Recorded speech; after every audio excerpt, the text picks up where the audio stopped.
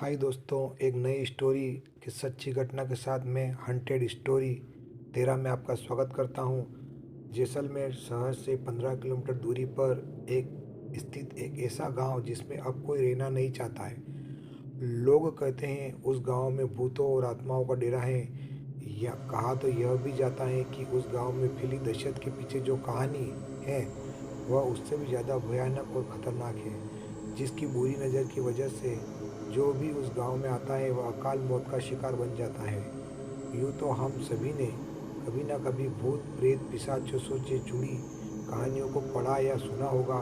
हो सकता है कुछ ने ऐसी पारलौकिक शक्तियों का सामना भी किया है, लेकिन जो कहानी हम यहाँ पर आपको सुनाने जा रहे हैं वह थोड़ी अविश्वसनीय जरूर है, लेकिन स्थानीय लोगों के लिए वह एक बेहद खौफनाक सच है जिसका सामना उन्हें अक्सर या यूँ कहें रोज करना पड़ता है। मरने के बाद भी जिंदा है वो कुलधरा।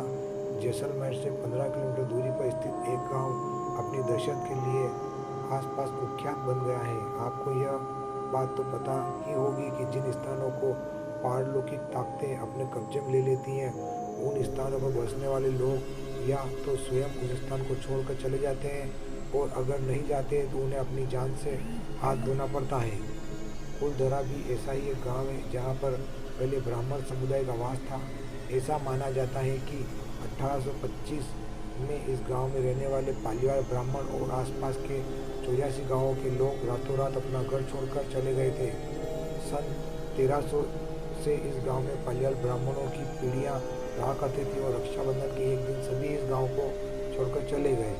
ऐसा माना जाता है कि इस दिन कुछ ऐसा दर्दनाक घटा जिसके बाद आज तक भी बहुत से पालीवाल ब्राह्मण रक्षाबंधन का त्यौहार नहीं मनाते हैं। मौत से छीनकर अपनी जिंदगी दोबारा वापस आई बड़े पैमाने पर इस पलायन के पीछे की कहानी कुछ कहती है कि जैसलमेर के दीवान सलीम सिंह को कुलधरा समेत 84 गाँव के मुखिया की खूबसूरत बेटी से प्यार हो गया था। सलीम सिंह ने गांव के लोगों को यह धमकी दी थी कि अगर उसका विवाह उस लड़की के साथ ना हुआ तो वह करों में और ज़्यादा वृद्धि कर देगा। ऐसे हालातों में गांव के मुखिया ने उस स्थान को छोड़कर जाने का निश्चय कर लिया और अपने पीछे ये श्राप देकर गए, जो भी उनके जाने के बाद गांव में रहेगा या बचने की कोशिश करेगा वो अपनी जान से हाथ धो देगा।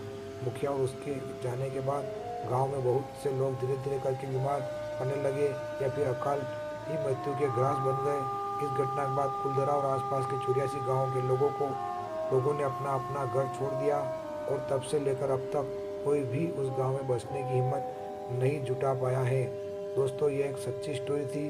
आपको कैसी लगी? अच्छी लगी हो तो मेरे चैनल को सब्सक्राइब करें, लाइक करें, शेयर करें। धन्यवाद। जय हिंद, जय